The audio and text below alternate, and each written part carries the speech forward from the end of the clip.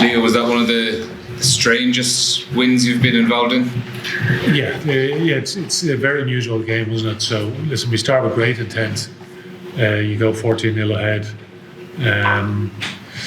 It's trying to get a balance then, isn't it? Like, because, guys that want to play, they want to express themselves, they want to attack, have a positive mindset. But we give up a intercept, from a scrum, which is from a forward pass. It comes back and off to the scrum, and then, we missed 2 tackles, then we scored our second try, and there's lots of positive moments in that first half from us. From an attacking point of view, we score 4 good tries, but to give up 3 intercept tries, it's highly unusual. So what's the message at half time? It's just trying to. You still need to go out with the same mentality about trying to attack, and you can't go into your shell, because listen, we want to be able to play with a positive intent, it's making sure you don't get clam up and get too jittery, because otherwise, what type of team are we? You know what I mean? Everyone wants to see us go out and play in a positive way. So it's always a balance. And then you go behind after Darcy Graham scores it's a great individual try that he scores. We know, we've seen him score plenty of tries like that over the years. So the threat that he always poses. So we just need to show a bit of composure, because obviously we have a try chalked off. Josh doesn't quite ground the ball. Again, it's lots of positive play up to that point. But again, it's okay, do we go into our shells after that moment or after the next moment? So it is pleasing the way we keep managing to keep playing. But listen, there is a big but in there, because you give away 3 intercepts, like soft tries like that against quality opposition. You're going to be made pay probably, and being made pay is in you're going to be in the tournament. So it's a good reminder for us. It's respecting possession and etc., making the good decisions on the ball. So, but listen, it's knockout game. We're through the next round, and it's a great challenge for us now. So. Regardless of how, this isn't the most important bit is getting through the next round. That's what we all know. So 8 teams left in this competition. It's a privilege to be still there. You see some of the games play out over the weekend, and obviously there's the Champions Cup and all the quality of opposition that's in this competition. But even you look down the Challenge Cup, and it's plenty of good teams in that competition as well. So there's some serious teams across the European plus South African game at the moment. We're delighted to be in the last 8. Of whatever Europe and South Africa's premier competition. And in terms of to go back on one of the positives, then you mentioned as the composure of that last quarter, when you do actually find yourselves behind, and that's when the wheels could fall off a wagon. That he scored 3 tries in relatively quick succession, and just kind of eventually see out the last 10 minutes relatively comfortably. Yeah, and that's the thing. The confidence in the group is in the pool stages were a little bit sticky for us, I think, this year. We haven't actually started. We started well against La Rochelle, and that became a right arm wrestle, the lead change in hands. So, that as an example, some of the other games were, Bayonne away, Leicester away, we were behind at half time by 9 to 10 points, I think, but could be wrong exactly on that, but in around that. So we had to find a way to come from behind. So that is pleasing. But listen, when you're playing at home, perfect world, you go out there, start like we started today, and we just kick on, and you win the game. It's nice and comfortable. You manage things on your terms.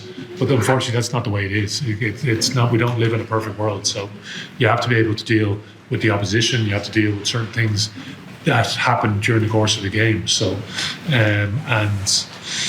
listen, we are doing things in lots of different ways for sure this season. But listen, it's just trying to build on some of the positive bits of play that we've had there today. We have a short week this week. We're in the graveyard shift, so to speak, on a Sunday.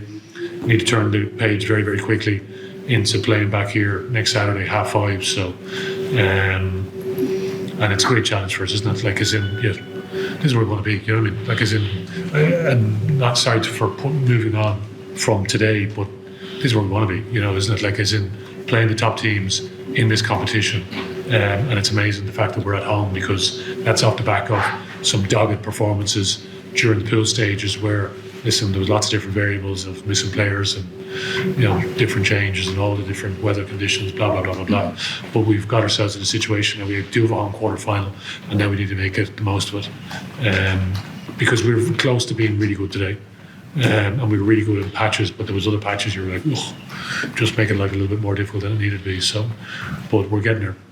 Leo, as you say, 3 intercepts is highly unusual. Like, do you see that maybe as you not being accurate enough, or is it Edinburgh reading you well, or is there maybe an edge?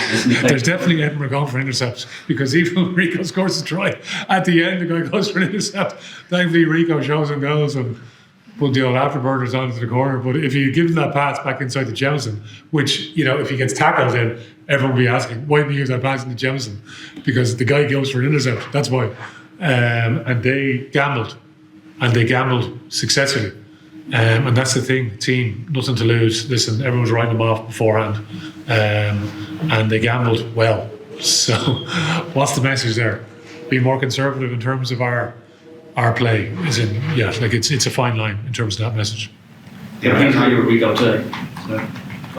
Yeah, listen, it's great. You can see his athleticism, out there. Like, he's some great touches on the ball. And yeah, listen, I hope he just keeps improving. And listen, we've seen lots of that in training. Like, his ability to finish is off the charts. So so we'll see how we go.